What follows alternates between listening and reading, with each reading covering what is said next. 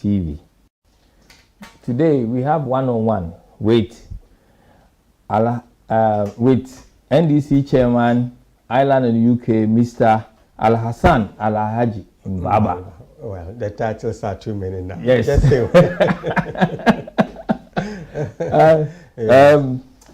Mr. Mbalba, welcome. Thank you. And how was your trip? Yeah, not bad. It was okay coming here this morning.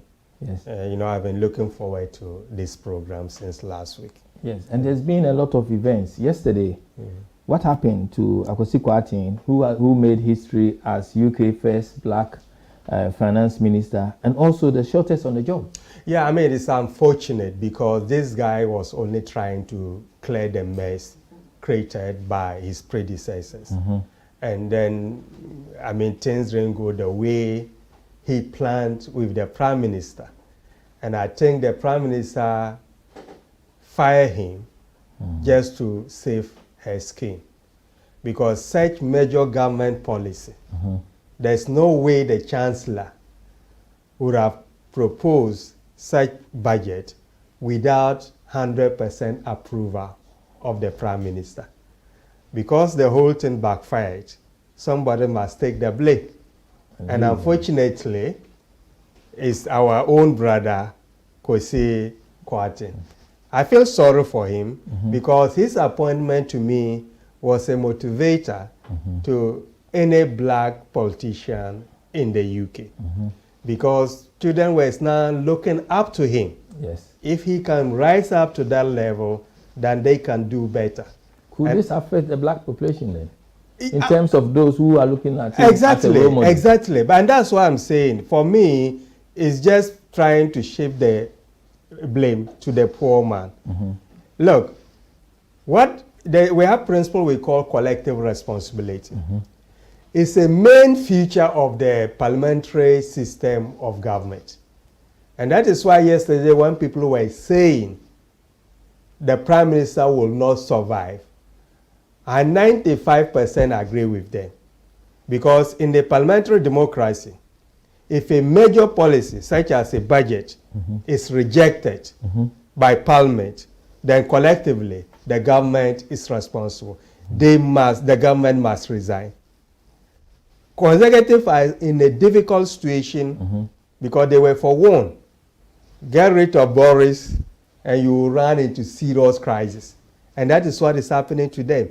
They are stuck. If they remove too early, get rid of Boris. It's only been about 30 No, days, but for your first policy, a budget to create the kind of political or economic turmoil that we are experiencing, with all conservative party not supporting it, there's no basis for the prime minister to remain in office. But that's conservatives issue for conservative to resolve. Now they're saying that research which was done by of Britain think that Liz was right to sack Akwasi Kwarteng as chancellor. Well, but whether just she was 14% right of voters think Jeremy Hunt will do a good job. Well, look. The problem is that the good people of Britain, they are fed up with the conservatives. They want to see their back. They can even bring the best chancellor. Who is the best chancellor since for the past 2 decades? I would say Gordon Brown. Yeah, they can hire Gordon Brown to help them. They will still lose the next election. So it's not about Jeremy Hunt. I mean, the game is up for them. It's unfortunate Boris was involved in a lot of scandals that led to them pushing him out of office. But that will not save them. So it's not about the individual, it's about the government, the conservative government, and they are collectively responsible for the mess they have plunged the country into. Thank you. In the course of the program, we will go back to this, the reason being that we want to know the learning for us as a country in Ghana. Ms. Alhaji. Yes. Would you prefer for me to call you Alhaji or Mr. Mbalba? Mr. Mbalba is okay. Yes. Mr. Mbalba. Yes. You have been the chairman for NDC UK and Ireland for almost 4 years. Yes. And election is now coming again. What messages do you have for NDC UK and Ireland, and what will you be bringing for the party? Well, as the current chairman or incumbent, yes, I need to set a good example by playing within the parameters of our internal laws, which I mean the NDC constitution. Yes, nominations are not open yet, but as a current chairman, I think with my colleague executive, we have achieved a lot, both for our chapter and then NDC as a party. The evidence are clear. We can't continue to run the UK and Ireland chapter as a social club. We need to open it up. Open it up here means what? We need to have branches of the chapter across the UK and Ireland. And when I was campaigning in 2018 to be elected, I made it clear my priority, or one of my priorities, is to make sure that I give full meaning to our name. What do I mean by giving full meaning to our name? Because our chapter is known as UK and Ireland chapter. And all along, we didn't have branches officially in Scotland and Republic of Ireland. Today, I can tell you a branch was opened in Dublin, Republic of Ireland. We have a branch in Glasgow. We are working to have a branch in Wales. And as I've made it clear, yes, we need to be thinking outside the box. We have a branch in Liverpool, and you know Liverpool is not far from North Wales. They are working to make sure that they team up with some guys in North Wales to have a branch. And we were able to achieve all this despite mighty COVID. If we come to London, we open East London branch. Plans were far advanced to open West London branch. North London, South London, they continue to expand their membership. We have branch in Reading. We have upcoming branches, Leeds, Bradford. We have branch coming up in Guildford and Surrey and Hampshire area. Bath, they are there. Brighton, they are there. Manchester, Liverpool, that were dormant branches are now back online. So with all this, did you open one in Leicester as well? Or? Yes, there's a group in Leicester, and for the first time, well, I mean, on the records there, we went and met with Leicester Group, and we were given opportunity to grant interview on BBC African program in Leicester. We are about to activate and set the motion to inaugurate them, and then COVID came. So there's a group there, there's a group in Nottingham. I can tell you every day we get calls across the UK, people expressing interest to have branches in their communities. So against this background of achievement, in terms of, that's just one aspect, expanding our frontiers, couple of other achievements, which if time permits, I will touch on them. I can comfortably and safely say, if nominations are open, I'll be picking form to contest for the position of the chairmanship of UK and Ireland, with the view of what? Consolidating the gains that we have made or achieved in the past 3.5 years, so that we can mobilize, reposition our chapter to face MPP squarely in 2024 election. This is not the time to fix a team if the team have achieved well. We have done well as a team. That is my view. It's not my individual achievement, because one person alone couldn't have achieved that. So that credit to me goes to the entire leadership of the UK and Ireland chapter. And we need to be tapping ourselves on the back and say we have achieved a lot.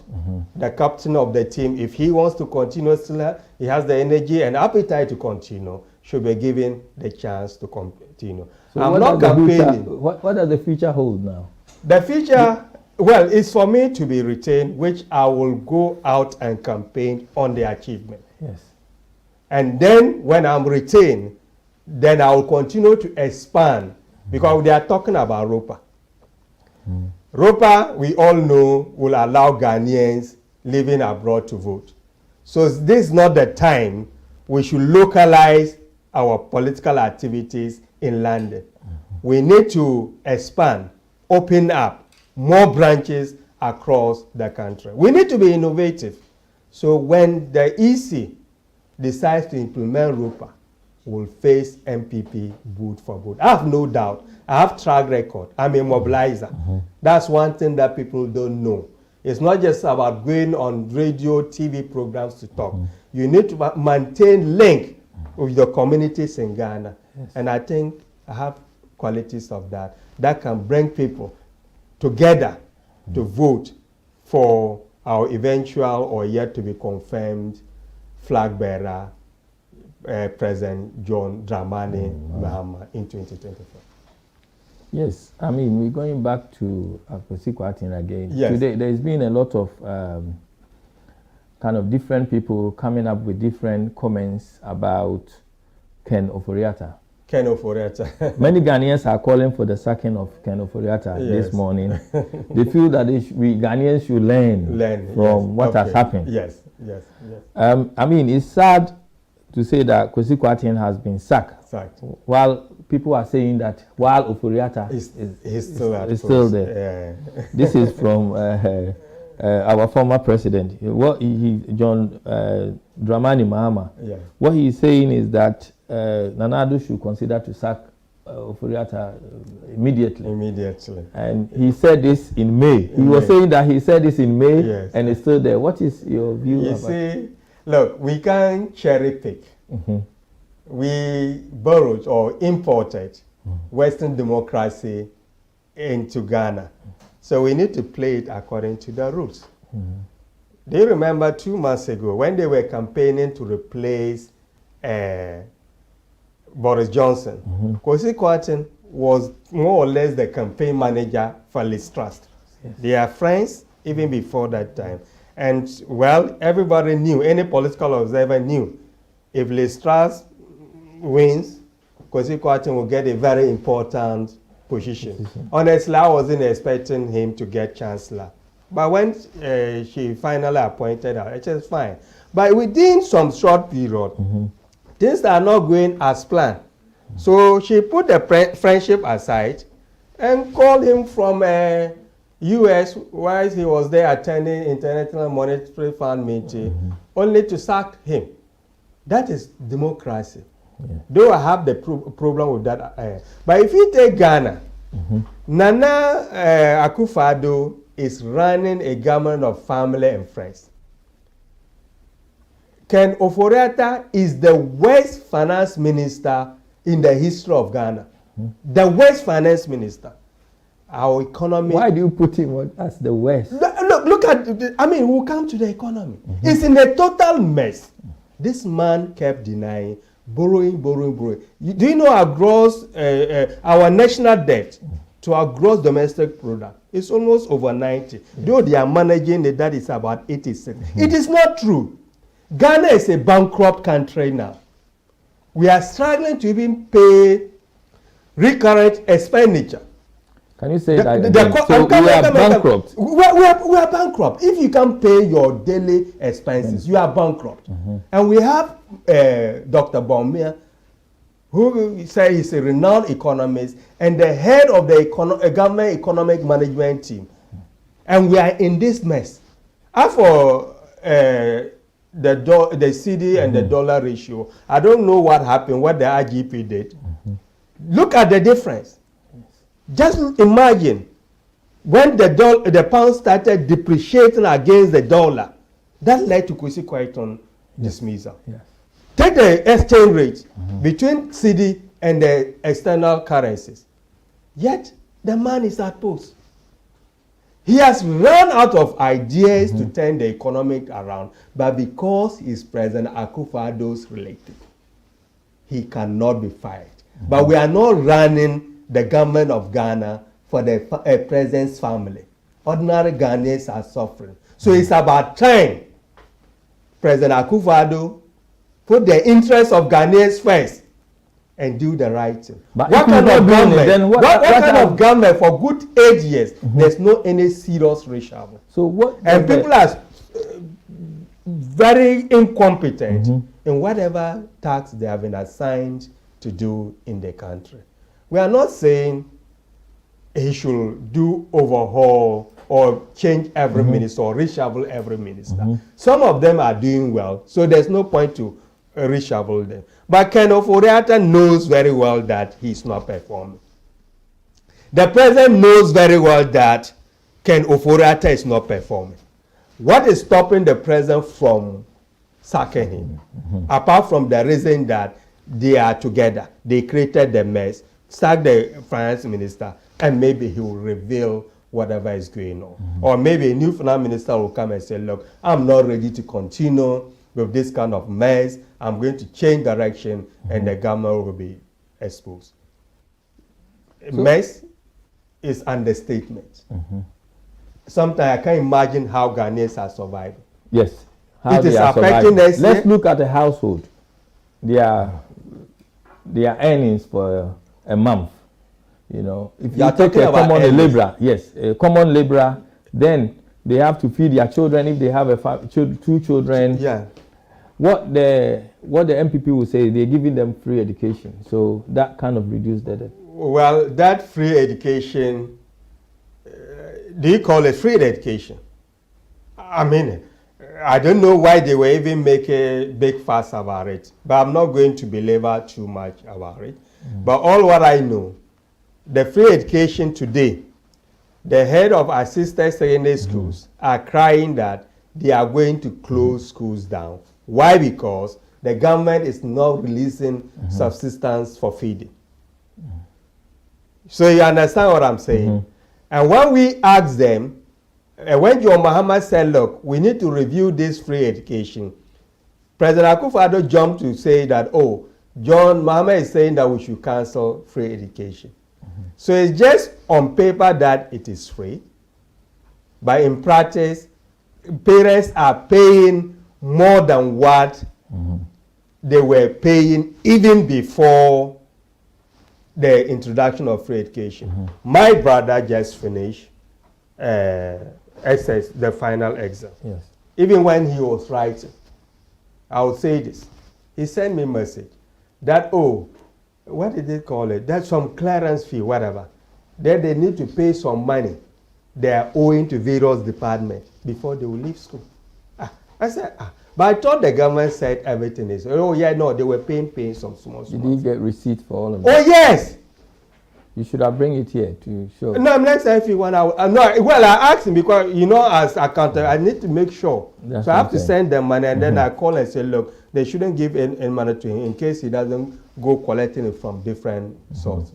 So what I'm trying to say, and you can imagine, you take a child from up north, Boko, for argument's sake, place the person in a school in Accra, sometimes not in a boarding school, or you place a child in a day school where there's no hostel and the school is far away from her parents or his parents, then the parents will have to find private accommodation, put them in order for the child to attend. And that accommodation or rent is being paid. I thought the government said they have arrested, the education department said they have addressed this situation. Where? Do you believe them? Do you believe them? I mean, this government, I don't even know how to describe them. Because they have taken Ghanaians for granted.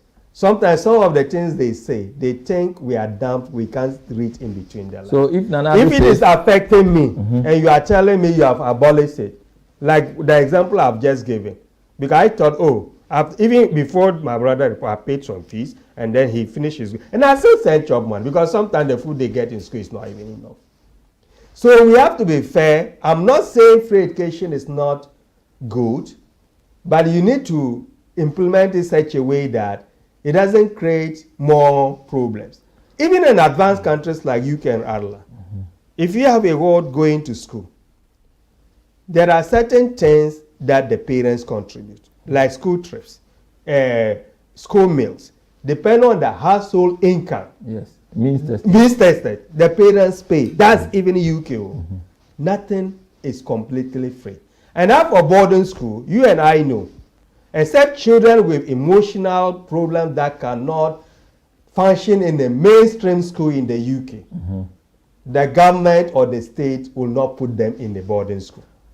Nanado is saying that the economic challenges the country is facing are the effect of the COVID-19 pandemic and the war in Ukraine. Sorry to say they said the people have to think that the war is ongoing. Look. And then he even said every bullet, whatever that bomb is thrown in Ukraine is affecting Ghanaians. How can the president say this? Why? Ghana's economy was already on its knees even before Russia started their senseless war in Ukraine. Yes, COVID came, but if you have a country that is resilient, COVID shouldn't just throw everything at top gear. We don't have absorbers. Our economy is not on sound foundation. So any small thing, external factor, it affects it. So what are some of the factors that is making it so the amount of money, $1 billion US they got for COVID relief fund, they rather use it to do the 2020 campaign, and that's why we are suffering. And up to now, they have not been able to account for that one. They said they feed the people for they feed the people. When the people were struggling, I mean, during that process, they even ended up by spreading COVID more. Look at the way people were struggling for their food. You see, Nana is always looking for something misfortunate to happen, and he had on that to justify his incompetence. Even Ukraine economy is performing well than Ghana. That is where the war is going. How possible? And you are far away in Africa. Ukraine fine is not our major trading partner.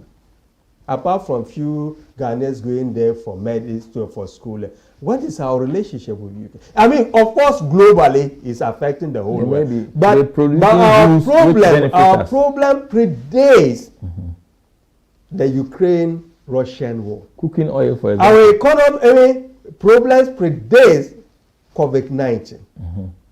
So I don't expect the president to put the whole blame on Ukraine and COVID-19. Is it the COVID-19 or Ukraine war? What are some of the things that asks the government of Ghana to go around borrowing? What are some of the things you have identified? Borrowing to spend to organize KK party without using the money to produce for productivity. If you borrow on recurrent expenditure, you don't produce. What do you expect? This is basic O-level economics. And we have Harvard-trained economics. We have a lot of mineral mineral resources. Even Burkina Faso, growing up as a child in Boko, you take 1 gallon of petrol, cross the Burkina border. Those days, you will make over 100% profit. So those days, people were not going to school. But today, petrol in Togo and Burkina Faso is cheaper than Ghana. And yet, we are oil-producing country. Why? So what is the NDC doing about this then? I mean, the problem is identified. Yes. The government is experiencing difficulty. Nanado said in 2016 and 2020 that Ghana is on the right track to economic emancipation. And we are on the path to recovery in all sectors of our national life to deliver prosperity and dignified living conditions to the Ghanaian people. Anyway, you see, what happened here? The president is still delusional. 2016, 2020. Look, he lied in excuse my language, he lied in the English language. There's no way of describing of what happened in 2016. He lied, Bomir joined him. They lied. They promised heaven. Utopian thinking, one this, one that. And Ghana said, okay, let's try me. I'm begging you, try me. We have tried him. And we have seen what he can deliver. So he doesn't care because he has succeeded in emancipating his own client. If co-members, not Ghanaians. Majority of Ghanaians today are suffering. If Ghana were to be practicing parliamentary system of government and we call early election today, the government would have been out of office straight away. And let me tell you one thing. In 2020, one could argue, yes, if he claimed they lied in 2016, what about 2020? I was in Ghana in 2020. The people voted. They rigged the election. I'll repeat it here. It's clear. They rigged the election. They used the military, the electoral commission, the military, the government. Look, E.C. Jane Mensah-led electoral commission is an affiliate of the MPP party. They take instruction from the Jubilee House when they are doing their thing. So what is the NDC going to do differently? What we are going to do differently is not for public consumption. We have learned our lessons. So I'm not going to put that out here. No. But we have learned a lot, and we are still learning. We are peace-loving people, doesn't mean that. But the MPP are confident that 2024, they have it. But what do you expect? With either Bawumia, Alhassan Mbalba. For me, it's Bawumia, Alan Cash, Kennedy Japan, all of them is the same value. I'm not even worried. Honestly speaking, I don't care who leads them. Honestly. I think they will tear themselves apart because of their internal. We have our leader. I can tell you comfortable. John Mahama is not going to face any serious competition. We are a democratic party. We are not stopping. We won't stop anybody from contesting. But it is clear that we have a leader. Okay. They are still struggling. They don't know whether it is Alan Cash or it's going to be Bawumia or it's going to be Kennedy Japan. So far, these are the names coming out. But the three of them, do I care? Or MPP, NDC, we don't care who leads them. We are ready to face them. They all have skeletons in their cupboard. The incompetency that we are experiencing now is glaring to be ignored. We cannot forgive. We can't forget, we can't forgive. To quote Kesama at the Labour Party, that is what he told British people. They shouldn't forget and forgive. The suffering we are going through now, it doesn't matter. For me, the most successful leader of the Dankobuze tradition, maybe I will say President Kufuor. But even if President Kufuor is brought back today, they will suffer unprecedented defeat. We are just waiting for December to come, and we'll get rid of them. Look, and the evidence of the parliamentary results was clear. For the first time, if not because of the manipulation of the parliamentary register, we are going to end up with a minority government because NDC would have taken total control of parliament. So that's just a lesson to say that they lost the 2020 election. And they knew. And that's what I'm saying. We have a lot to learn, and we are still learning. Because we started jubilating, which I will say it now for my comrade to be guarded. Because when the results were coming and we saw that we won the parliamentary seat, when the presidential was still being counted, our mistake was that we started jubilating.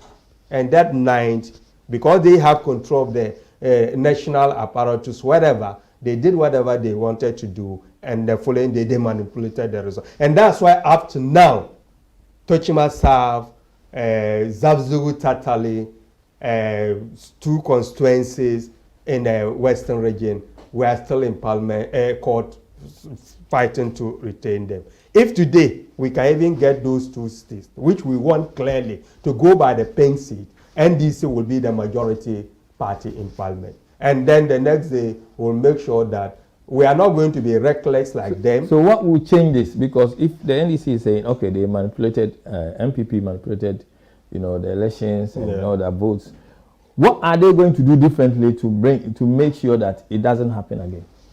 I've just told you I'm not going to put our strategies out there. But what I know, Ghanaians are going to vote overwhelmingly for NDC.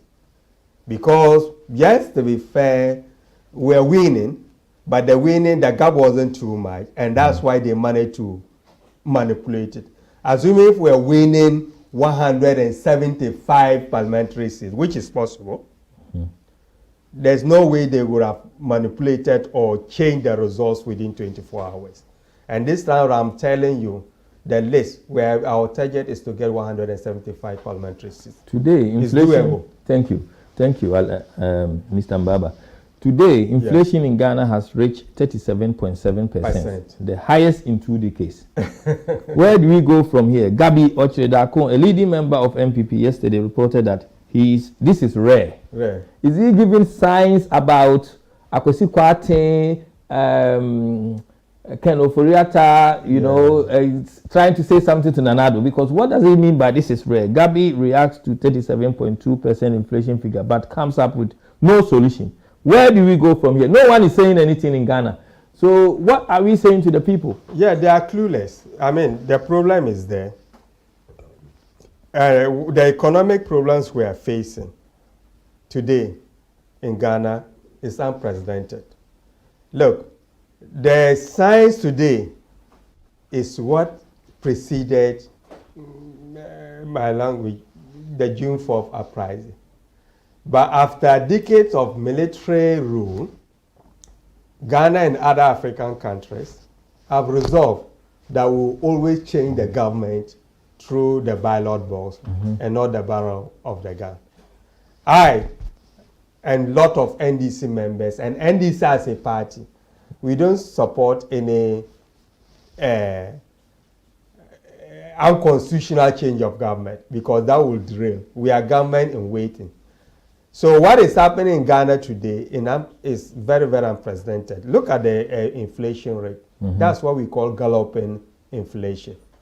You go to market today and tomorrow you go back to buy the same item and the price is over 50%. Food prices is over 40%. And you are talking about household income. Look, you are talking about earnings. Some are there, they are not even working.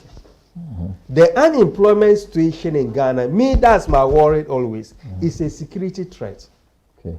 Because if you have youth sitting down, not employment, and there's no hope, and these are not illiterate, so they are university graduates. Some of them are even holding 2 masters. Because these days, some are career students. They finish school, university, they can't get job, they'll go and do master, they'll go and do study again. They'll study again. So any small thing can spark it. For that one, sometimes I sit down and I'll say, look, let's put partisan politics aside and we'll start national conversation on how we are going to address the graduate and youth unemployment in Ghana. So the problem we are having in Ghana today is beyond the control of the current government. For them, we have seen what they can do in the last 6 or 8 years. They have run out of ideas, and that is why the economic wizard is now seeking refuge in digitalization. What has that got to do with the economy? We have the National Communication Authority.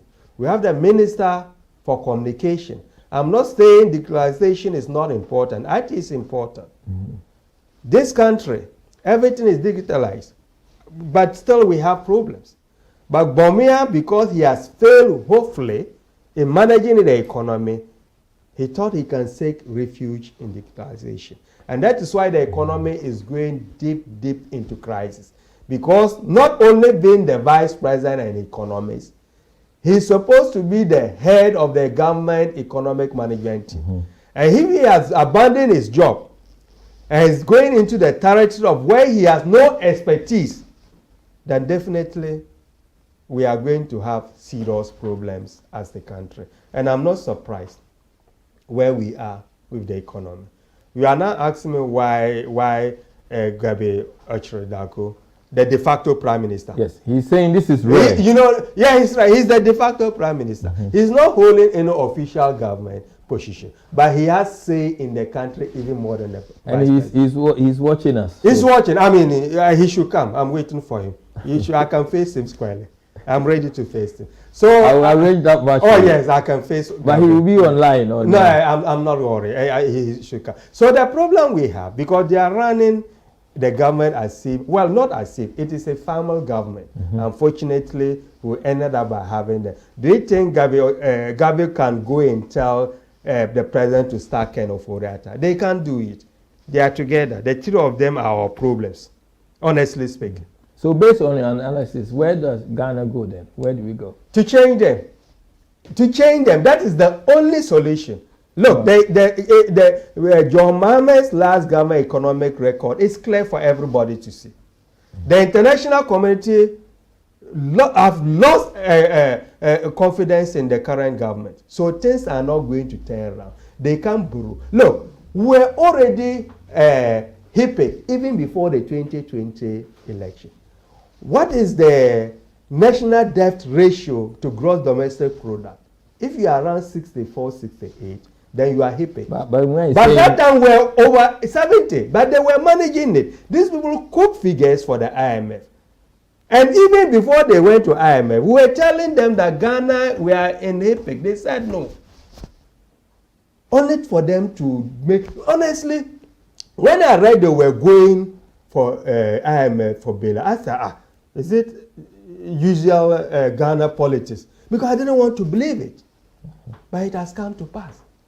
So we are not saying it. Because I have said it that time, before the 2020 election. If you are sick, you are suffering from cancer, and you keep on pretending that you are not sick, what is going to happen to you will be catastrophic.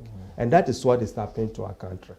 Because of political expediency, they try to massage, conceal the real situation of the economy before the 2020 election. And that is why immediately after the election, they overspent, they overborrowed, things exploded, and we are where we are. They can't borrow from open market internationally. The only place they can go is IMF and World Bank. And these people, they have their confidentiality. They will give conditions. And that is why the free HSS is online. Because some of these countries, they don't even give 100% free education. They think we are overambitious of some of our policies, and the kind of corruption in the system, the monies that we have borrowed, we can't account for it. They are not just going to give us open check, collect this, and go and do whatever you want to do. So when we have people like Kofi Akpaloo saying, Kofi Akpaloo, yeah, the Liberal Party of Ghana. Now, when you have him saying that, I thought they are one of the parties the EC is when you hear him saying, NDC cannot be trusted, MPP cannot be trusted, Ghanaians should look elsewhere now. Fix the country. They also saying different things. Then where do we go? Because people are saying, NDC cannot be trusted. They should also reflect back and think of what happened during the NDC administration. Mahama is saying, no, that's not the case. When he comes, he's going to make difference. He has learned from his mistakes. So where do we go from here as a country? No, that will be a wrong thing to say.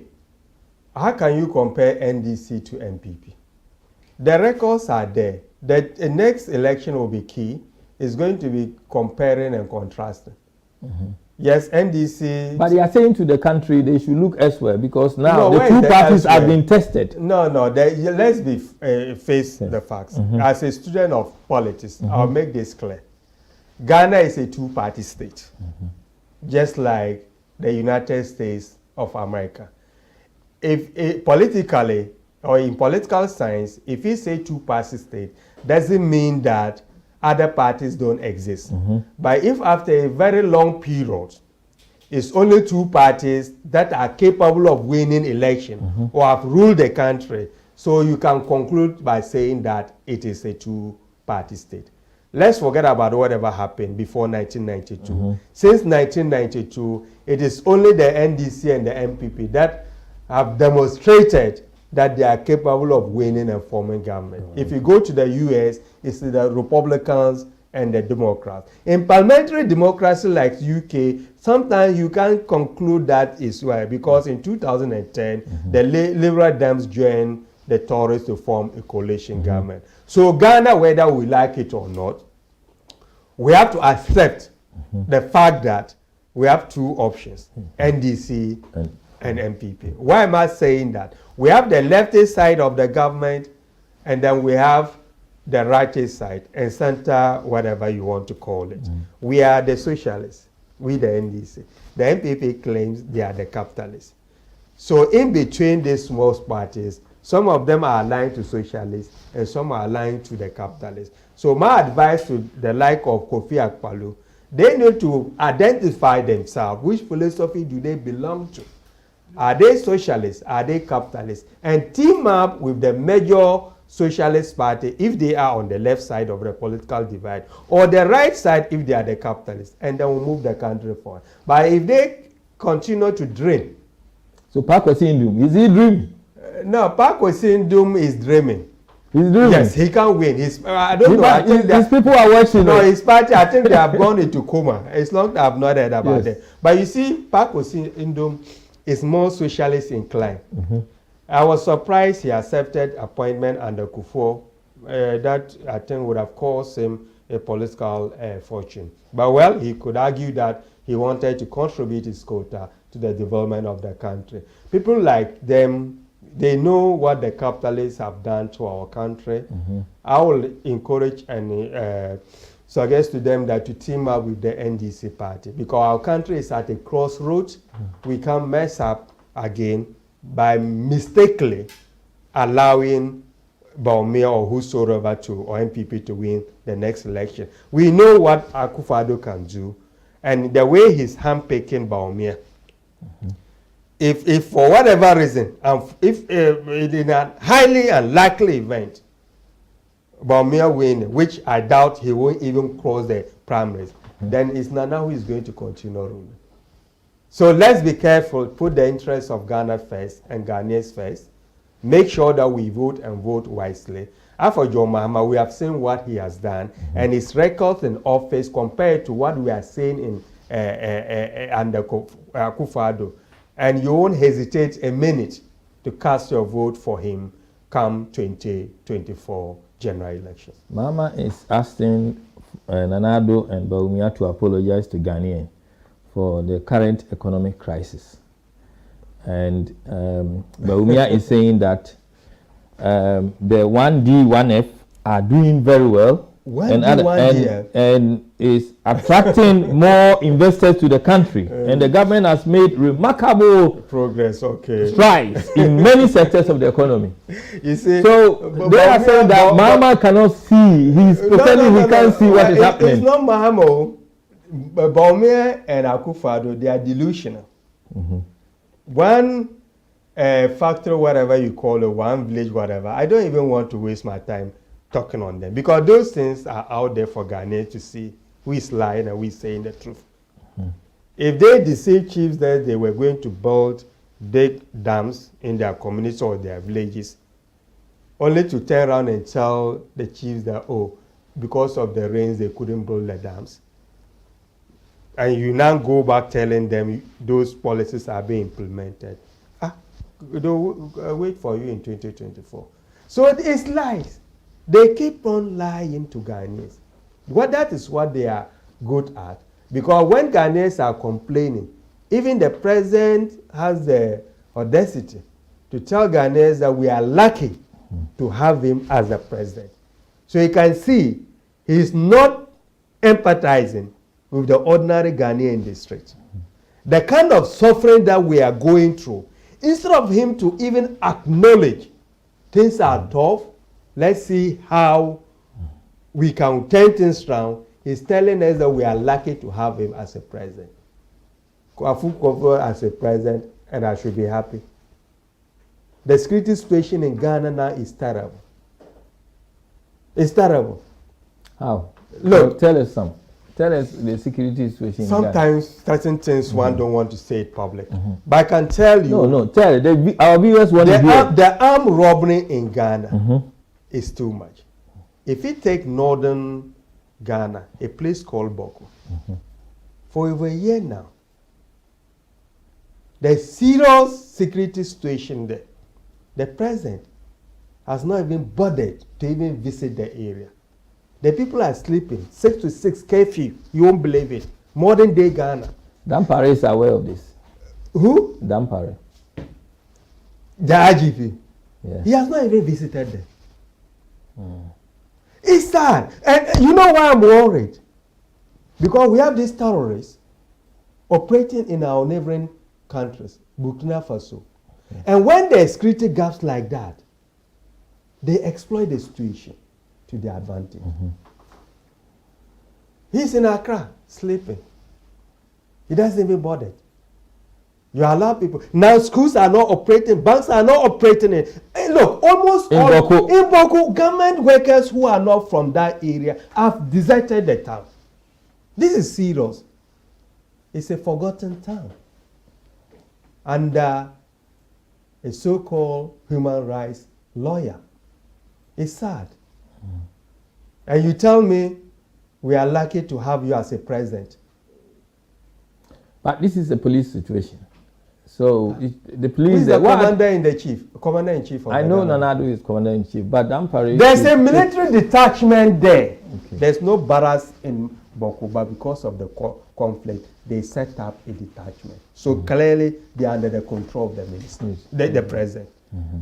That is the situation. To the extent that they don't even think the police were capable of handling the situation. They send a military detachment. So definitely, to send a military contingent means the president should assume full control as the commander-in-chief of the Ghana Armed Force. But with security matters, sometimes you don't talk too much on it. Come to the judiciary. It's in a total mess. Yet they don't want to be criticized. Are they not human beings? They make certain judgment. You sleep, read all the law books. You can't get the legal reasoning behind their decision. Look at the election petition here. When they said they couldn't force J. Mensah to testify. It's not a personal case. She was representing the Electoral Commission. You and I, as social workers in this country, we are representing the local authority. If you are summoned to give evidence in court, can you say you are not going to do that? No. You will lose your job. And that is where I expected the judiciary to think outside the box. They were confronted with a situation where a public officer is saying, look, you can't force me to mount the witness box. We don't do that in advanced democracies. You write a statement here, sign it on behalf of the local authority. But if you are forced to go into the witness and you refuse to go, you lose your job that day. You can't say you are not going to do it. I think we have to learn. We have to learn because, and look at the reasoning. Oh, we can't force her. Well, yeah, you can't force her. Fine. So does it mean that if tomorrow, and they have set a very bad precedent, if tomorrow any public officer decides to cause a problem, fail to perform his or her duty, and he or she is dragged, he will say, oh, after all, you couldn't force J. Mensah to give evidence, I'm not going to do that. And yet, you criticize them, they threaten you with contempt of court. Even the U.S. Supreme Court is not beyond criticisms. They criticize them. So if our judges want to be put above ordinary Ghanaians, they need to live up to expectation. In our history, our hope has always been in the judiciary. And that is why even during the military regimes and military takeovers, the government of the day, the military government, always made sure that the judiciary remained intact. But if we have judicial judges making political motivated judgment, then we are doomed as a country. And the only way we can stop this is for Ghanaians to speak up, the civil society to speak up. It shouldn't be NDC, MPP matter. Let's speak up. Make sure that things are put in the right perspective. Yes, the people should speak up, as you said. However, the mouthpiece, one of the strongest mouthpiece of NDC now is under challenge and test, Sammy Gyamfi. Oh, our communication officer. Our communication officer. Yeah. He's a very strong mouthpiece. Yes. You know, he carried a lot for them. But he was found guilty and called for regarding Dr. Matthew Opoku-Prempeh, who is also a lawmaker for Mansia. Okay. So Sammy is being, you have to pay a fine. Is NDC gonna pay him to pay this money? No. It's a lot of money. No. I read that news item. I mean, so I won't go because I've not even go into the details. But what I know is that Sammy Gyamfi as a lawyer, said he's going to appeal against the judgment. So I'm not going to. I know it's not. But the problem now for NDC is this, that Alhassan Mbalba is not talking like before. He's not doing like before since his case came up. And now the next one is Sami Gyamfi. Is this going to cripple NDC? Is it a way of MPP saying, well, we have to find a way to cripple NDC and their mouthpieces? No. Look, Sami Gyamfi cannot be caged. They can't stop that guy from speaking his mind. Look, they are even going to motivate him to speak more. You understand what I'm saying? The substance of the case, I won't comment much because he made it clear that he's going to appeal. Yes. He will appeal. So as to whether NDC is going to pay for him, we are not there yet. He's appealing. And I'm hopeful that he's going to win that appeal. Would this stop other NDC members from speaking freely about things in our country? No, not at all, because we are going to face them squarely. I've said it earlier on. We are peace-loving doesn't mean that we are cowards. We'll speak our mind within the parameters of the law. We are just hoping and praying the judges, when it comes to issues of contentious issues like this, will apply the law fairly without any favor and fear. So this will not dampen our spirit. Going into the 2024, we need brave guys, women and men, to take the fight to them. This small thing will not dampen Sami Gyamfi's spirit. He will talk more. I know the guy. He will talk. He will talk. So they are not going to use some kangaroo courts or court judgment to silence NDC members. Yeah, he was also ordered to publish a retraction and an apology. But if he's appealing, why should he apologize? So I think we are jumping the gun. Let's leave this now. Because the guy made it, his initial response, he will appeal. He's not speaking without any evidence, because he's a lawyer himself. So he would have stated the case, and of course he's not representing himself, but his initial response is that I'm going to appeal. So he will take further advice from his lawyers, and he will launch the appeal. One of our viewers is saying that when Alhassan Mbalba case came up, he felt alone. It was like he was dealing with it only himself. And now Sami Gyamfi, they are looking to see how NDC will be supporting him across the world, and all NDC members, how they're going to be, even if he's appealing, you know, they not heard anybody talking about anything. I'm surprised somebody is saying when our national chairman case came out, he was left on his own. That's not fair comment. Because the big wins and NDC used to follow him to court. Again, I'm not here to discuss things like that publicly. But what I would say, he was not left on his own.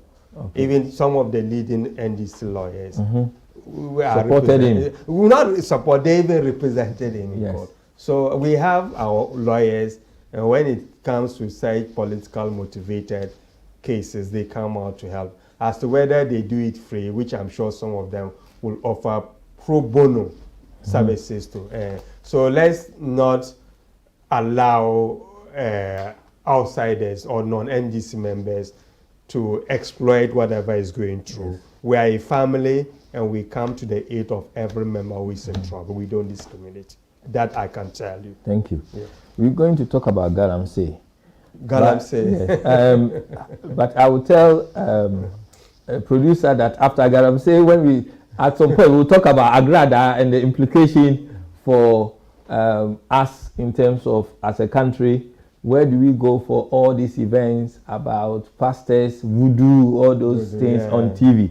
We will come on that one. But we will ask producer to at least maybe play some music for us about Agrada.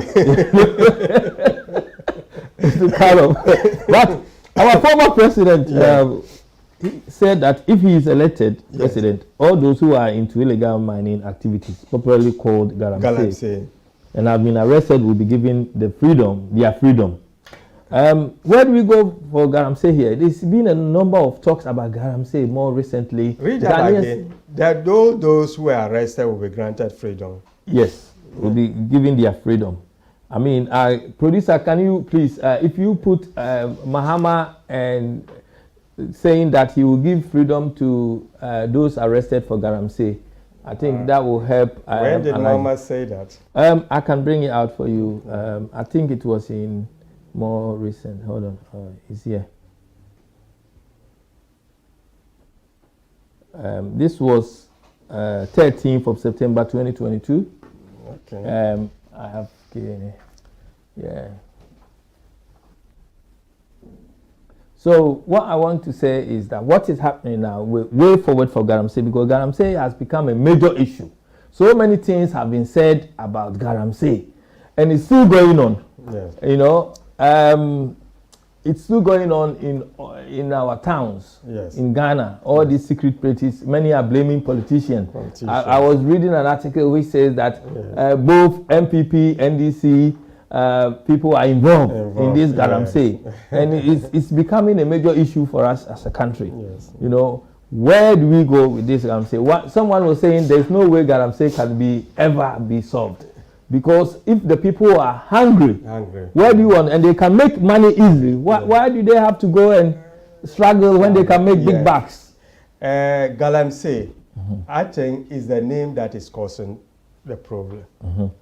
The Galamsey itself. Illegal small-scale mining. I think, let's give it context. If it is well managed and people are given the necessary skills to do it safely without it affecting the environment, what is the big deal about it? I think that's what JBM could be referring to.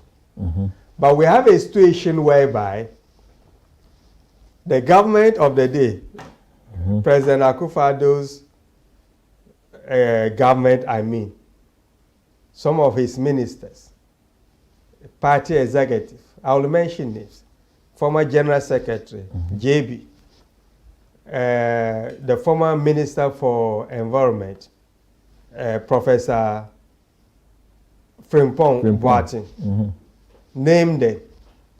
The Ashanti Regional MPP chairman, Chairman Wuntumi, are known Galamsey kingpins. Where are the excavators that were flying all over the country? Aisha, the Chinese woman who is actively involved, was arrested. They claim she was deported, only for her to be arrested. All these people are going scot-free, doing their business freely, as if it's legal, notwithstanding the impact on the economy. There's no political will to fight Galamsey, if you may call it that way. And our policy is that those involved in small-scale mining will be trained. They will be given safe. Certain areas they will not be allowed to mine because of the effect on our water bodies. But if a government of the day is sponsoring Galamsey and they have retained a known Galamsey operator, Chairman Wuntumi, as a chairman of a major region in Ghana, that means they are benefiting indirectly from Galamsey, and that is why it can never stop. So the way we can do it, let's not blame the Chinese. Yes, I heard some quarters, chiefs were being blamed. Yes, I have no evidence, so I'm not going to sit here and unfairly criticize our chiefs.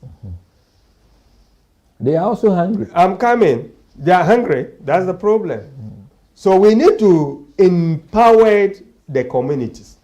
This country, if a major developmental project is taking place in the community, the local council sends out a consultation document, even sometimes a building project, to the residents of that area for them to decide whether or not such a project should be cited.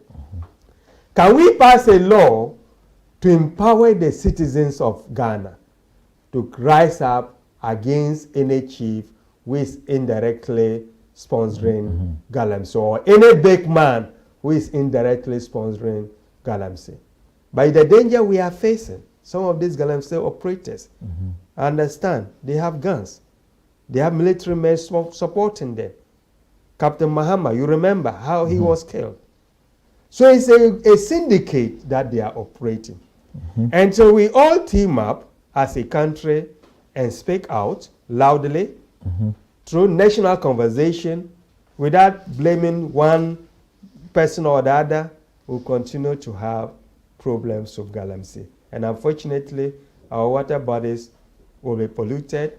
People will not have good water to drink. It will affect livestock, and the long-term effects could be there for our country. That is where we are. I don't think, as a country, there's that political will to get rid of Galamsey. We need to continue brainstorming on the way forward. It's like sometimes as a sociologist or somebody with social background, sometimes you need to appreciate certain things rather than deceiving yourself. Let's use our profession as an example. You know, some parents are there, they will always abuse their children. No matter what the policies. So when I get up in the morning, I'm going to work, I know some mothers, some fathers somewhere is ready to abuse. So let's have it at the back of our minds that no matter what we do, some people will still want to deviate from the norm and engage in legal manner. As a society, what can we do to stop it or to minimize it? But I'm not convinced that this current government is committed or has the political will to deal with the Galamsey menace in Ghana, because they are indirectly benefiting from the enterprise. Today the news is that the district chief executive for Bosome Freho in the Ashanti region, Yao Danso, has been suspended by the Akufo-Addo administration for his alleged involvement in Galamsey. Suspended. You believe Akufo-Addo with his suspension? You know, I mean, I don't trust anything that comes from Akufo-Addo's office. Because, look, anyway, I mean, I'm sad, honestly. They said the decision follows a leaked audio that implicates that district chief executive. Okay, leaked audio. So that's propaganda. You see, because there's audio, he wants to protect his skin a bit. You wait. By now, they have set in motion a committee to clear this man. Were you not, did you read that incident where a district secretary, I can't remember the name, in Tekrade, attacked a police officer for just trying to enforce traffic regulation? The video went viral. I think he insulted the police officer, that you, this ogle police officer, make sure that you'll be suspended or maybe transferred or what. It went viral. That man was suspended. But you know what happened? He has reappointed him. So this one, as usual, maybe because of the audio, in order to manage the situation, let me act quickly and suspend him, and then I will go down and set a clear. And that's why before the 2020 election, he was nicknamed clearing officer. Tell me, which of the committees that Akufo-Addo set up found anybody guilty? So by the time they will, some of them that will even be promoted. So I won't start jubilating because the president has suspended this secretary because he's involved in Galamsey. Suspending, why not sacking him? You have the power to appoint. So that's even, yes, I mean, it's always fair to give the person to explain his or his side of the story. But this one, you mark it, the man will be cleared. They will say, oh, they have doctored the video, the voice, all kind of excuses. Nothing is impossible under Akufo-Addo. We're talking about something else before we go to Agrada. Looking at Ghana as a specialist in child protection. Yes. and the Ministry of Welfare and Gender. Yes. What have you currently observed in terms of how the country is managing all the welfare matters, in particular children? Children, yeah. You see, we have the laws, and I won't blame any particular government. Ghana as a country, because I'm keen in comparative child protection studies. Okay. And somebody who studied his social work in Ghana and has been working in this country, I have a fair idea and study some social work in this country as well. I know where our problems are. Next NDC government will address it. Okay. Yeah, whether I will be forefront of it or not, I'll make sure that I'll push our ideas. You see, the problem is the institutional framework. When it comes to the laws and the policies and the regulations and practices, we are pace setters in Africa. I'm saying this because Ghana was the first country to ratify the UN Charter on the Rights of the Child in 1992. And subsequently, Ghana passed the Children Act of 1998. That was under President Rawlings. Yeah. And some of the provisions from the UN Convention on the Right of the Child were all incorporated into the Children Act of 1998. Yeah. So if you read it, you will see. To operationalize the convention. But you know, Ghana, we are quick to ratify international conventions, but when it comes to implementation, that's where the problem is. But how will you implement it if you don't have the institutional framework? So the structure of the Department of Social Welfare is something we need to look at. We have social work department. If you look at in this country now, in Kumasi, Kwame Nkrumah. Oh yeah, that's what I'm saying. I did my first degree in social work at Lagos. I did social work and political science and sociology at Lagos. So I know. So we have it in tech. And now tech is doing it. Even UDS is doing it. So what is the problem is there? Look. So how do you learn from it? Let me give you one hint. The Department of Social Welfare is too broad. Do you remember around the 2000s, even in UK, especially the children's services, it was generic. Child protection, child in need, looked after children, youth justice, they were all one. After the crisis of Baby P in 2003, the UK government said, no, let's divide it into bits. So we have specific social work teams for adults, for mental health, child protection, and if it comes to children's services, we have different divisions. People can decide to adoption. Ghana, you have one big department with old files that is Department of Social Welfare. I remember I did my social work placement in Legon at Department of Social Welfare in Accra. I was just going there looking at files. It was interesting and boring. So we need to restructure the system, make sure that when there's child protection issue, equip the partner agencies, the health, the education. You know, most of the referrals here comes from schools and health. Yeah. So what are teachers doing in Ghana? Because they see even encouraging the members of the public. And recently, was it last week, I saw a publication that there's increase in child marriage in Ghana. And when I was reading it, and I quickly said, but we need to address this issue. But somebody said, but we have the laws in Ghana. Yes, we have the laws in Ghana, but are they effective? You know, this country, apart from the legal marriage age, which is a criminal offense, we have what we call forced marriage or child marriage orders. And as a member of public, you don't even need to be a professional. If you suspect in this country that a particular child is at risk of child marriage or forced marriage, you have every right to go to court to apply for order to protect that child. So these are some of the reforms next NDC government will have professionals like myself offering, pushing. for them to be implemented for the sake of the poor child in Ghana. There was a video recently, a child, a man, yeah. Man physically. Physically, yeah. This was very sad. Where is the child now? No, I heard it died, but the child died. Okay, yeah, that's what I heard. Okay. I'm not sure. You see, that's the problem. We don't have system to deal, and it was viral, and people were making mockery of it. It was, when I looked at it, but you know. I think in our country, changing the social construction, the perception of people that, you know, physical discipline, they get better from it from their children.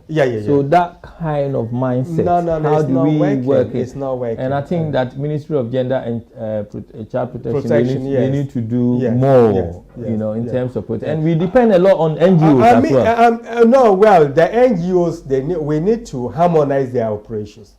How can you take, I'm asking about that poor child. Sometimes you see them taking a 1-year-old baby and put the baby in a orphanage or children's home. Yes. You know, it's not allowed. Without any assessment. Without any assessment. The child at that age needs attachment with a particular caregiver. Yes. If NGOs really wants to help, what is stopping them from getting foster carers, pay them, and then the child will be raised in a normal family setting in Coast. So there are a lot we can share. And Kofi Kola, when it comes to that, sometimes I say, let's put all the partisan politics aside. Right, yes. And then this is what we have learned after living and working in this country. And we have a lot of brilliant Ghanaian social workers. There was a day I went to conference as a manager, a Ghanaian, the minister, a Ghanaian, the chair, a Ghanaian, the social worker, a Ghanaian. You won't believe it. And I said to nursing and social work. And I said, look, and the health visitor was a Ghanaian. Yes. I said, okay, if all these people can return to Ghana and even spend 1 month, 2 months there, we can change it. Giving back something back to the country. Yes. Not even to live there for good. So we are here. We are doing. Let's give something back to our communities. Yes. And this is why from next week on Saturday we'll be having a program on child protection. Okay. Yeah, every fortnight. We will be back on child protection. Something interesting, Mr. Mbalba, about Agrada. Agrada. Yes. We're talking about now in Ghana, we're looking at broadcasting in general. You know, we're looking at radio stations, TV stations, churches. We're looking at the mosques. And it's quite interesting, but talking about we're looking at the mosques. I will go back and ask you something before we go to Agrada, because Agrada will be our last discussion. Okay. The Zongo Development Fund. Yes, the Zongo Development Fund. Since you understand that area of work, because you're also from the north. Yes. Yes. How is it working for your community? It's making a difference. It's been said it's making a lot of difference in your community. In my community. In other communities. Okay. Yes, because you benefit. Your community benefit from the Zongo. Is the fund still existing? Well, this is why we are talking about it. Yeah, my good friend. Which part of the north do you come from? I'm from Tamale in Boko. Tamale. Yeah, from Tamale. I'm a Dagomba guy from Tamale, born in Tamale, but grew up in Boko. Okay. So I'm shocked because Zongo is very broad. How many Zongos do you have in Ghana? Well, from my understanding, it's a lot of communities. They are not giving us a number. Because if you look at Accra, Nima is a lot. That's misconception. Look, development is multidisciplinary.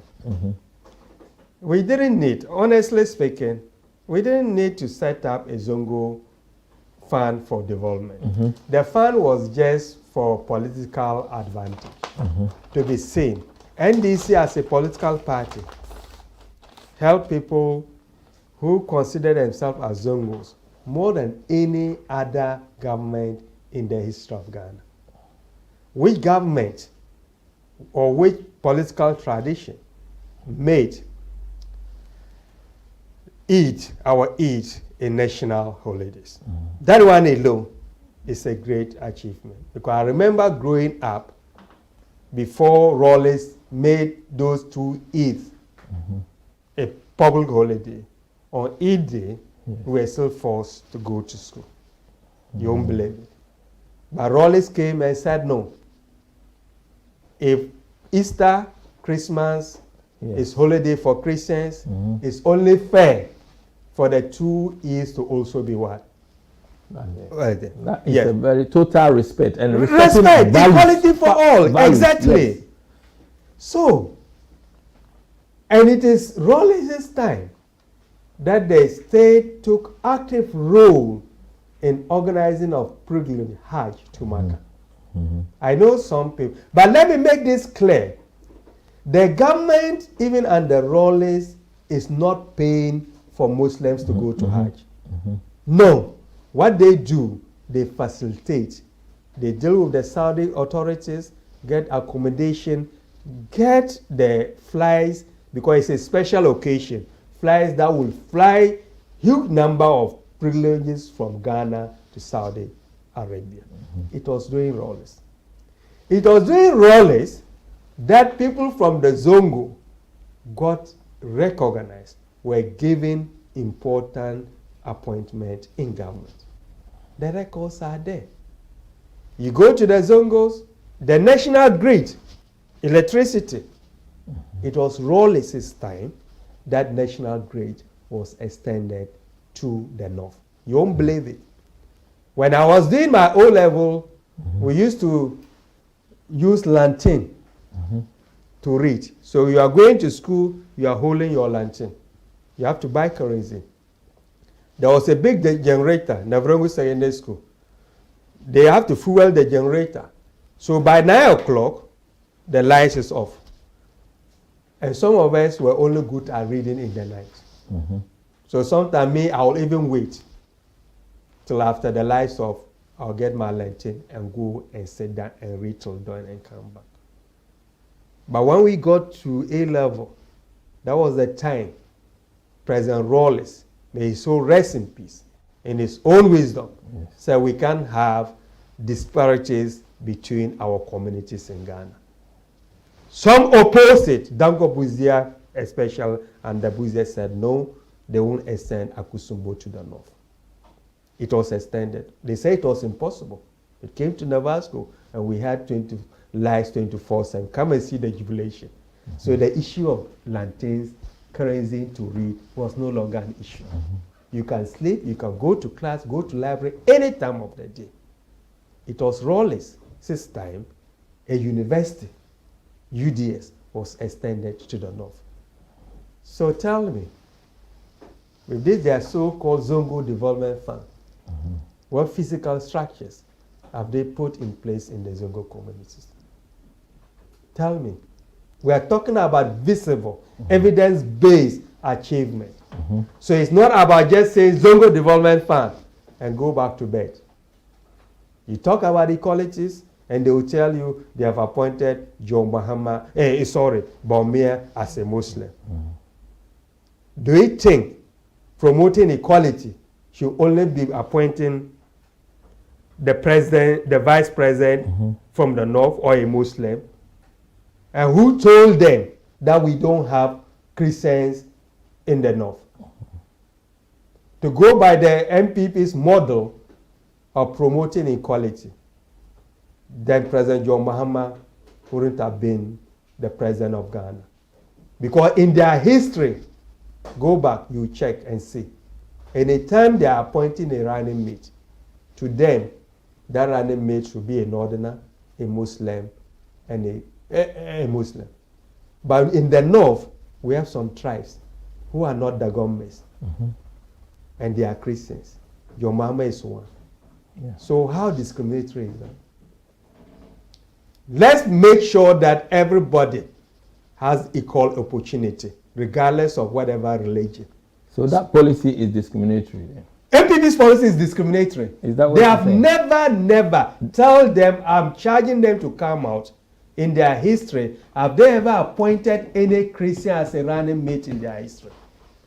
In 2000, look, let me go back to sociology for your listeners to know the setup in Ghana. We have what we call Nagbewa. Nagbewa was a great warrior. He founded the 3 major kingdoms in the north, the Dagombes, Ami Dagomba, the Nanumbes, and the Mampurugu, Baumia's tribe. We all have one common ancestor called Nadewa. We see how the dialect is the same. Okay. If Mawume is speaking, I will understand. If I'm speaking, you will understand. Because we have one common great ancestor. Okay. MPP, in their history, anytime they are looking for a running mate, they go for a Dagomba, a Mampusi, and a Muslim. That is discriminatory. Yes. Forgetting that just like the Akans are dominating Sahab, this tribe too seems to be the majority. But if you do that, what about the other tribes? Yes. Professor Mills in 2000 went for Martin Hamidu, who is a Gonja, a Bulsa from Sandima and a Christian. It didn't work for him.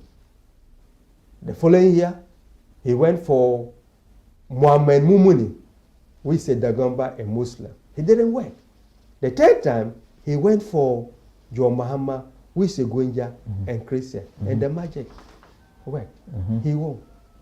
So to go with the NPP's mentality, I'm saying this because they are throwing dust into the eyes of Ghanaians that they are more inclusive, but they are the most exclusive party in the history of Ghana. Okay.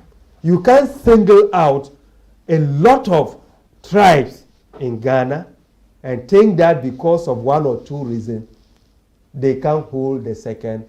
And to even... So promoting Zongo communities, leaving other communities, your argument is on the basis that there's no fairness in this. There's no fairness. Because they also are struggling. Exactly. You know, somebody in a Joso or Look, what we should have done, struggling the same way like another person in Alaji. What we should have done, we have district assemblies in all these communities. Don't they belong to districts? We have the district assembly common fund. We have the community development departments, all the allied or decentralized government departments. They are there. But they think they are underprivileged. They are underprivileged. Give more money based on this assessment of these various communities to their local or district assembly to address the issues. Don't we have councils here? They have different priorities. They don't go out setting up different structures for political expediency. They sit down with the stakeholders, identify the needs of the community, and they provide services to address it. So the Zongo Development Fund, for me, is another political gimmick. Utopian thinking, and I'm yet to see. You know, it started as a ministry. Without department. Look, let's be fair here. Can you bring about development without field workers? This Zongo Development Fund started as a ministry for whatever, a Zongo community and inner city, whatever nonsense they were talking about. And poor Mustafa Hamid, who is now the chief executive for... You know him personally? Oh, I know Mustafa. He was my senior at Soyeno School. Yeah. I know Mustafa very well. Yeah, he was my senior. Was made a minister. And I understand that time he didn't even have an office, let alone to have workers under him to work. So he was just hot desking wherever he was. So they realized that there was a political mistake. Oh, they said, okay, we are going to abolish or scrap the ministry, and they now made it a Zongo Development Fund. They promised before the 2016 election that they were going to give them 1 billion or whatever seed money. They haven't given them anything. Every constituency, or there's just the Zongo Development Fund to start with. And yet, you can't even pay statutory bills like the central government contribution to the district assembly common fund. And you have added another layer. You see, it's about time Ghanaians move away from some kind of tribal, partisan consideration and look at the larger picture. That is the only way we can move Mother Ghana forward. All right. Thank you. Producer, we want to talk about Agrada. Agrada. Yes.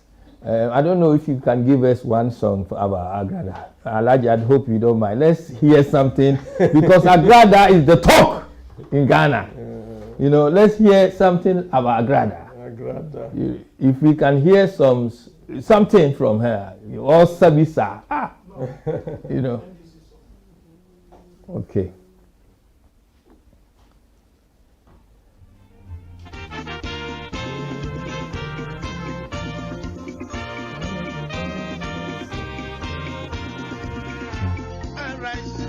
Arise for Ghana, patron of the land, forward and seek your future, development our goal, from vision to victory, the end is surely,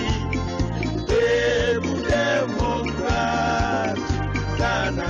Our strength in unity, from vision to victory, the end is surely. Democrat, Ghana, our strength in unity.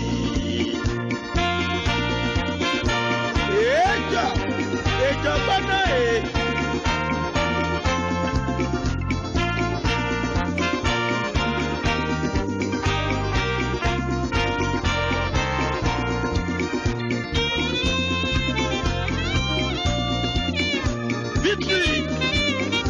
Victory! It's our land. Victory! It's our land. JJ is a winner.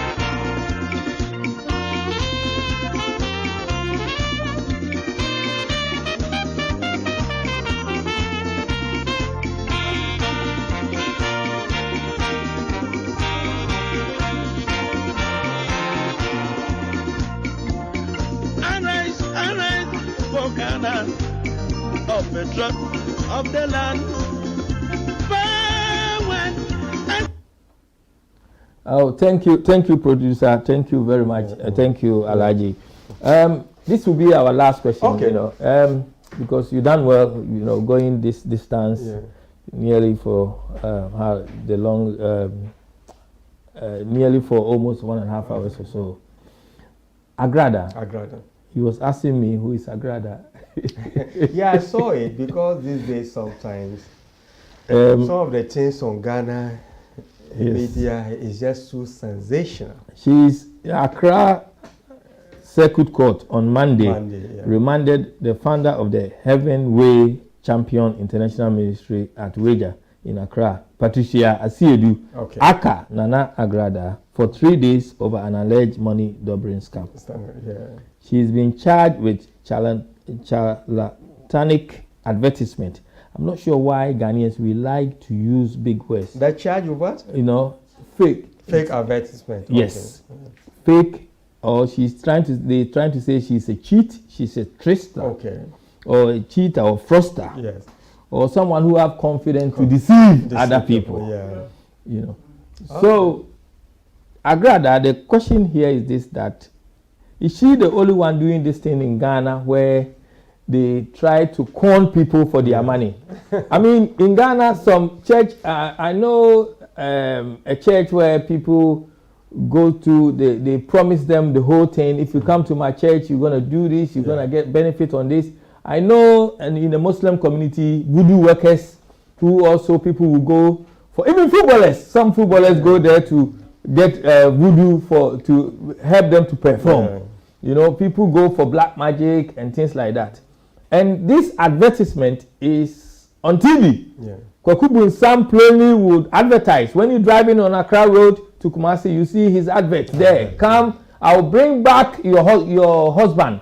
You know, I'll bring back the husband who have left you. I'll bring back the wife who left you. Your girlfriend who have done this. These things are going on in Ghana TV.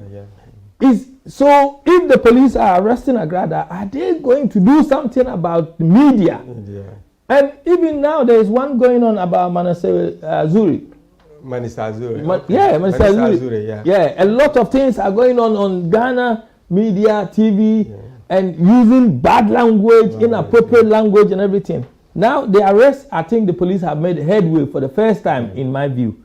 But the question is this going to be just an example, just and walk away, or they're going to make sure that TV stations, radio stations don't have those sort of adverts?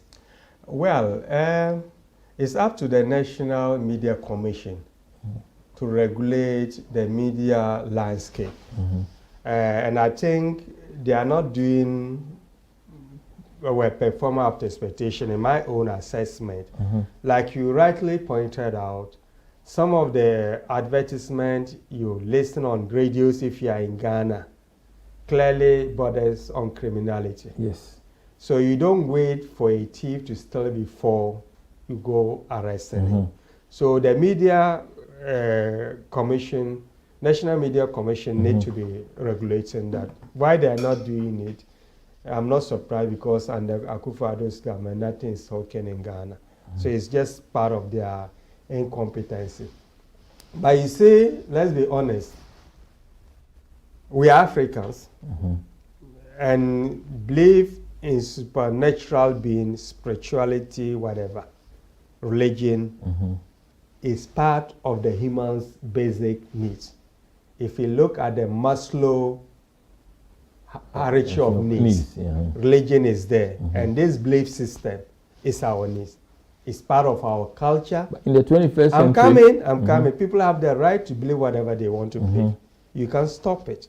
And belief is linked to culture. You can't legislate to regulate or to change culture. You can only regulate to modernize it, to control the negative aspect of it. So whether somebody believes that a Malam or a pastor somewhere can pray for the loved one to come back, that is that person's choice. You can stop that. But if they don't come back, they charge them money and they don't come back. This is what the problem is. Similar to I'm coming. The pastors or the Malams could also argue that even if you go to hospital looking for treatment, it's not ever a sickness that the doctor will cure. And so what I'm not supporting it. But what I'm trying to say, we need to regulate it. Yes, sometimes it's therapy.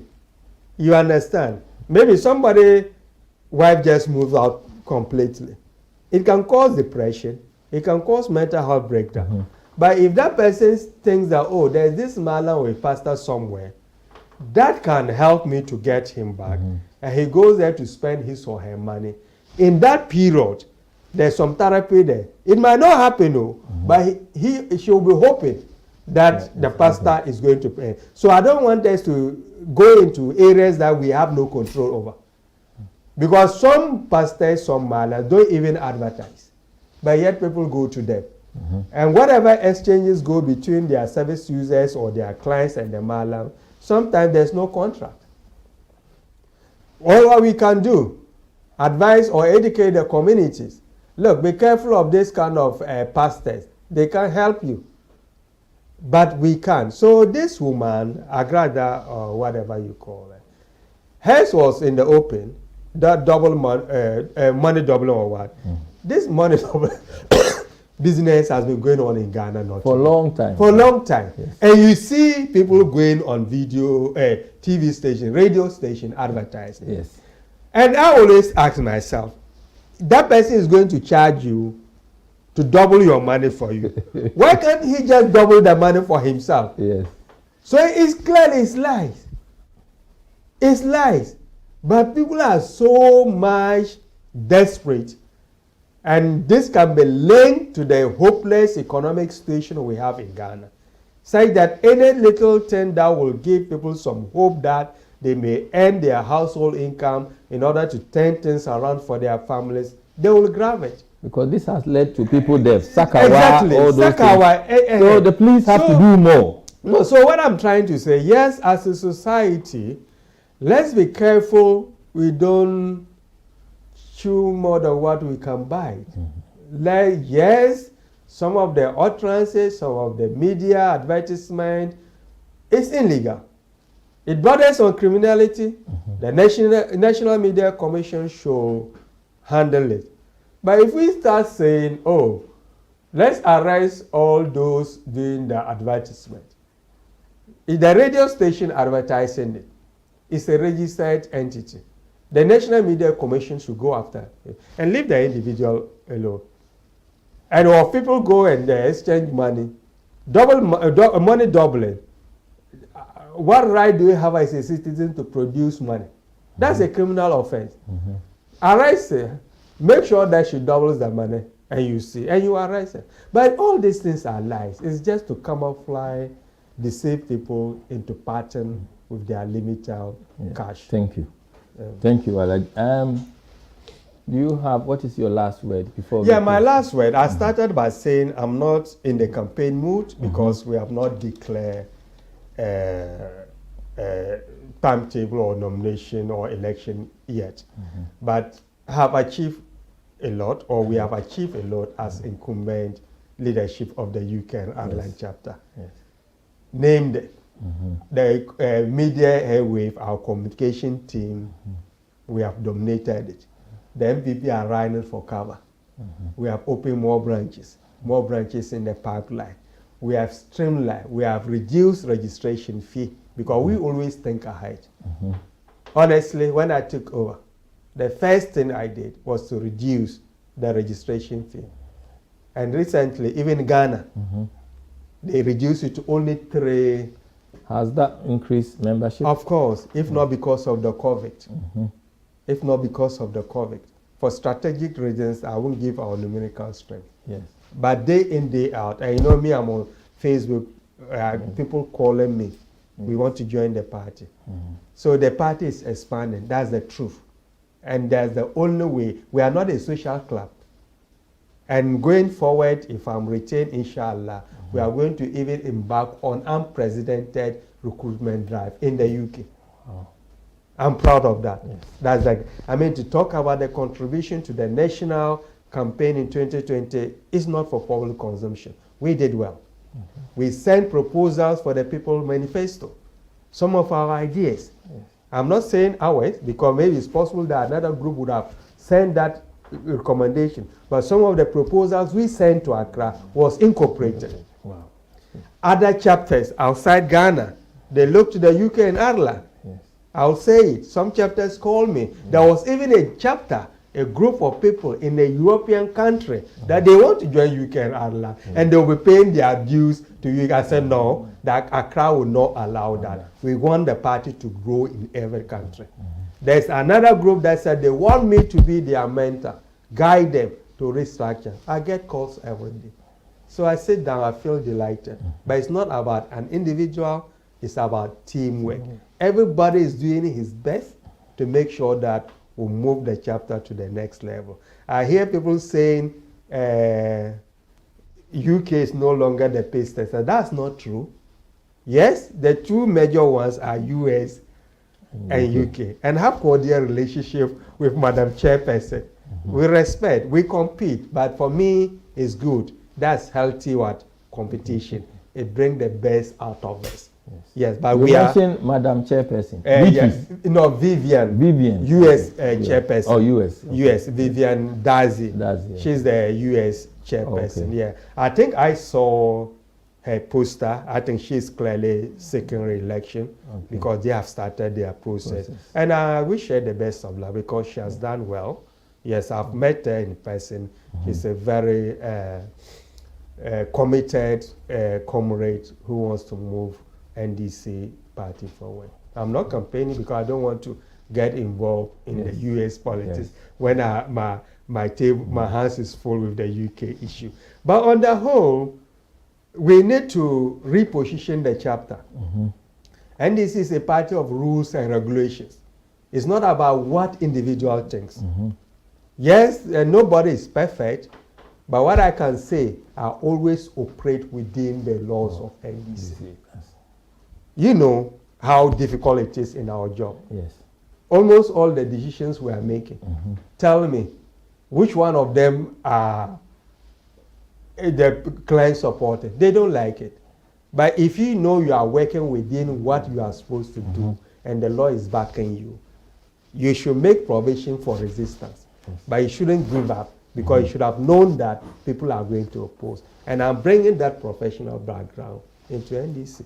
And people sometimes think Alhassan Mbalba is this and that, Alhassan Mbalba is this and that. But I always operate within the parameters of NDC Constitution and Ghana Constitution, putting the interests of NDC first. But for me, first and foremost is to win political power. You can't win political power if you don't have the numbers. Yes. Nationally, internal politics is a mirror of national politics. Let's be careful that we don't form a closed chapter or a party or a chapter of friends and families. Let's open up. The requirement to join NDC is clear. 18 years, Ghanaian, and you are not a member of any political party. Wherever you live in the UK and Ireland and you want to join the NDC, if you Google, most of our members are on the Facebook, you can contact me. My number is 075 245 495. I'll signpost you to the relevant Repeat it again. Register. Repeat it again. Repeat your number. 078 725 249 459. Yes. Thank you. And you can contact any of the chapter executive. Most of them are on Facebook. Because what we are trying to have branches. Or clearly at the moment, because we are going through elections, you'll be registered, but there's a cutoff point which you will not be allowed to vote if you join after. But you are still a member. The cutoff point is 30th of June. Okay. So all those who have joined before 30th of June will be allowed to vote in the ongoing branch and chapter elections. Yes. Thank you. Thank you. Thank you, and good afternoon to our cherished listeners again. And once again, sorry for the late start of the program. I hope next time you will join us and we'll make sure that we'll start on time. Thank you. Thank you. Thank you. Yeah, we'd like to take this opportunity to thank all our viewers for your patience for this. Next week, we'll be here on Ghana Child Protection. And we're also planning to do West African child protection.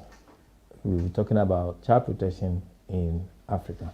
Thank you. Thank you. Thank you. Mr. Haji Alhassan Mbalba, Chairman of NDC UK. Chairman 1. Some say Chairman 1. Chairman 1, yeah. Chairman 1 of NDC UK and Ireland. We also want to take this opportunity to thank producer Joe Bedu and also Sister Dansua. Thank you. Good afternoon, everyone. You can now enjoy the football, Premier League football. Thank you. Thank you. Yeah, Suzuza.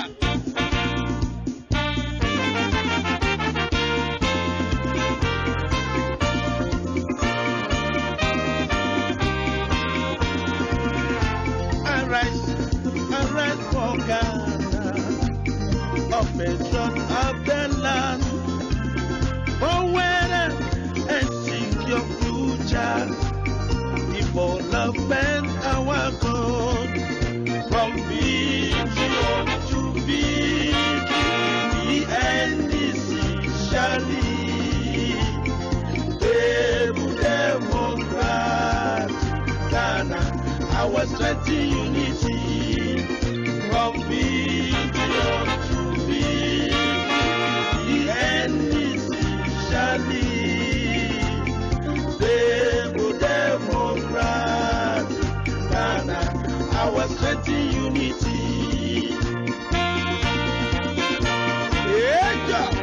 Ejo bana